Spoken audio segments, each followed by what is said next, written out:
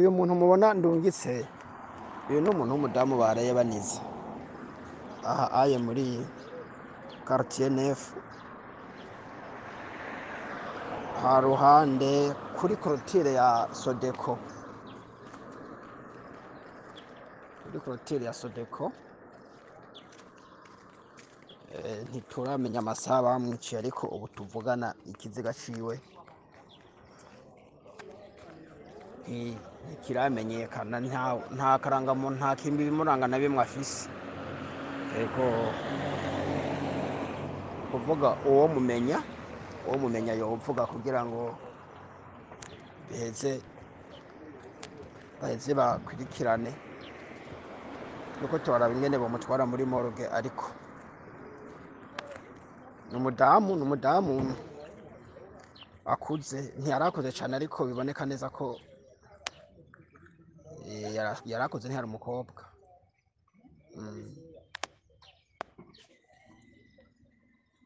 semura bitanga kumbure arashobora kumumenya hama akagira ico bakoze. Ndasubiye kubahereza mwiriwe canke mwaramutse bivanye naho buri umwe wese aherereye. Banywanyi bacu ndabahaye kaze aho mudukurikiye hose muherereye, bari mu ntara zitandukanye z'u Burundi, bari mu bihugu bibanye ku mugabane wa Afrika ndetse no ku yindi migabane ya kure, mwese ndabahaye kaze muri aya makuru agezweho. Turi ku munsi wa gatatu ku itariki y'indwi Kigarama mwaka 2022. Amakuru tubazaniye rero haraza kwibanda ko ariko avuga cyane misata bigiye bitandukanye mwe agateka kazina muntu, umutekano, politike n'ibindi vyinshi. Nkuko muhejeje kuvyumviriza muri ayo majwi twatanguje aya makuru yacu, hari umukenyezi yatowe kiziga ejo mu gatondo kuri quartier neuf mu Ngagara, imbere y'umuryango rero winjira hahoze Sodeco. Nkuko mwavyumvirije muri ayo majwi, ababivuze bavuze ko batabashije kumumenya, gusa twabakusanyirije imyidondoro yiwe, ico yakora, aho yaba ndetse n'ibindi vyinshi bimwerekeye, tukaza kubabwira kandi n'ibindi vyerekeye urupfu rwiwe. Nkuko rero amakuru abandanya kuja ahabona byinshi, rero ntimuze ko bicikwa, ico yakora naco muraza kugikurikira muri aya makuru, ni ku buryo burambuye mu kanya gatoye. Yindi nkuru tuza gushikiriza nyuma yiyo, turaza kubabwira ko mu ntara ya Ngozi umuryango w'umugabo n'umufasha wiwe babuze amaguru mwisanganya, baragarikiwe ko na Croix Rouge. Iyo nkuru rero nayo muraza kumviriza vyinshi kuri yo. Cyo gusaba no kufyonda kuri subscribe canke sabone niba utari wafyonda ko, yubuke no kubisangiza bagenzabe kugira badacikwa n'amakuru dushikiriza. Ndabahaye kaze aho muri hose. Ku munsi wo kuwa mbere hari tariki ya 4 Kigarama niho rero hatowe kiziga c'umukenyezi mu Ngagara muri quartier neuf Murantunge, hari ku itariki ya 5 kwezi kwa 12. Ico kiziga rero catowe mu Ngagara muri quartier neuf nkuko mpejeje kubivuga. Abakibonye rero bagize bati twari turi imodoka tuja ku kazi, twasanze kiziga c'umuntu w'inkumi canke umumama akiri muto kiryamye impande y'ikaburimbi neza na neza impande y'umuryango winjira muri Odeka ari wo ex Sodeco. Harabana no kuri garage Itrakama, polisi bari bamaze gushika, ariko ico twabonye nuko umuntu yapfuye anizwe kuko vyaboneka ko bamurwanije. Abantu batandukanye rero babandanije kubihererekanya mu magrupe ya WhatsApp atandukanye, gusa byahejeje kumenyekana imyidondoro yiwe nico yakora. Umukenyezi rero yitwa Alice ntaho kagiye, yari umukenyezi w'imyaka 35, yahoze akora muri Pharmacie Salama ni mu gisagara ca Bujumbura. Abeririwe rero bakaba bahejeje kwishikira mu burikiro bw'ibitaro Roi Carede i Bujumbura mumenye. Benshi rero bakaba bikeka ko ari abagizi ba nabi boba baramunize bivanye n'ingene kiziga ciwe coba caragaragaye. Turanganisha rero umuryango n'abagenzi b'umuhisi Alice ntaho kagiye, umukenyezi w'imyaka 35 yakoze akora muri Pharmacie Salama mu gisagara ca Bujumbura. Muyandi makuru hagezweho umusitanteri aramutswa komine Kiremba yoba yashikirijwe amabanga. Umusitanteri mushasha wa komine Kiremba mu ntara ya Ngozi Emmanuel Uwizeyimana yashikirijwe amabanga kuri uyu wa gatandatu Kigarama mwaka 2022. Umutari w'iyo ntara Emmanuel Ntaco Nsanze yari yahishikiye ndetse akaba yamusavye kwigera abene gihugu gutunganiriza bose gukorana neza n'inzego zigize komine atibagiye no kumvikana abene gihugu. Tubandanirize mu ntara ya Ngozi nkuko nabikubwiye mu mfunya muryango umugabo n'umufasha wiwe baboze amaguru mwisanganya bo bagarukiwe ko na Croix Rouge. Nduwimana Desire imyaka 35 n'umukenyezi wiwe Nzokirantevye Justice bagira isanganya bari kwipikipiki haize imyaka 2. Umugabo yacitse kuguru ubwo nyene umukenyezi nawe amanyagurika kuguru kose kuva mwimerero.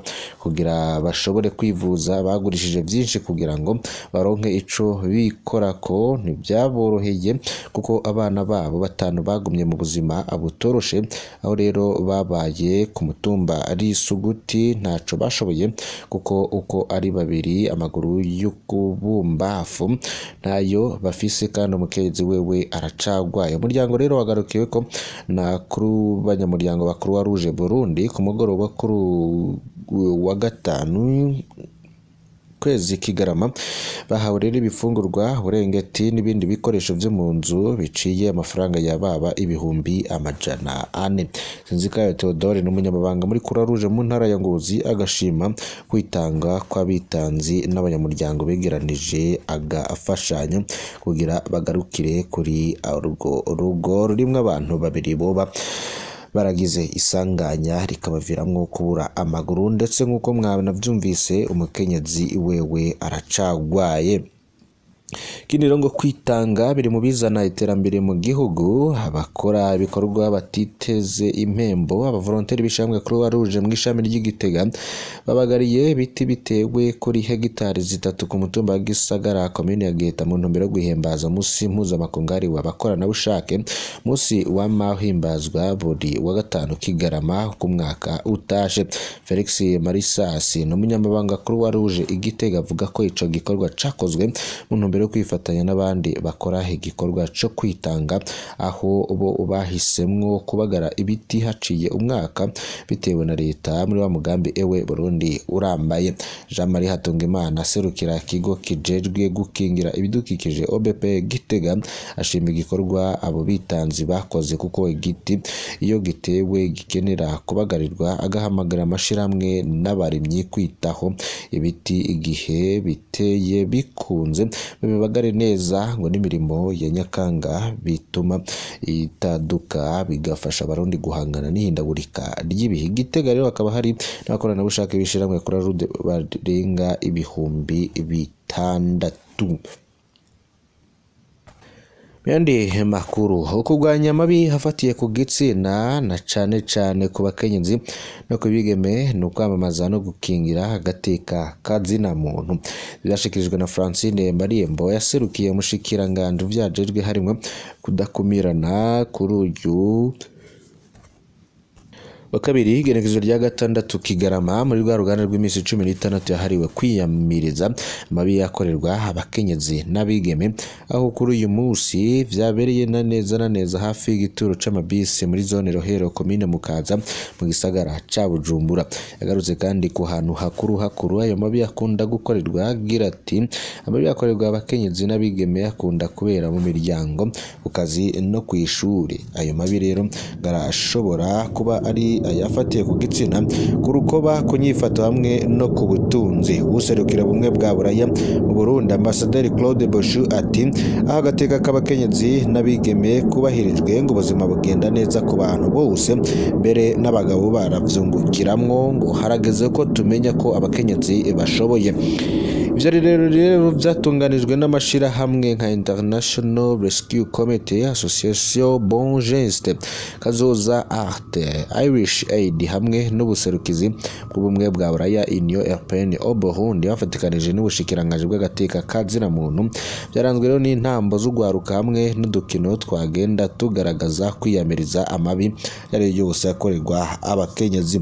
Yibutsa ko urwo ruganda rw'imizi 16 yahariwe kugwanya abafatiye ku gitsina rwuguruwe cese kuwa 29 kwezi kwa 11 mu ntara ya Karusi ku Civugo. Twese hamwe duharanire ubuzima bwiza buzira amabi afatiye ku gitsina. Umunsi rero ukaba ugira 8 urwo ruganda arutanguye. Abanywanyi mbonesha kure yacu ndabakengurukiye cyane ko bakurikiye aya makuru. Turaza no kubandanya gushikiriza ndi ntimuze gucikwa cyo gusaba no kufyonda kuri subscribe canke s'abone ni utari wafyonda ko ibuke no kubisangiza bagenzabe. Imana ibahezagire.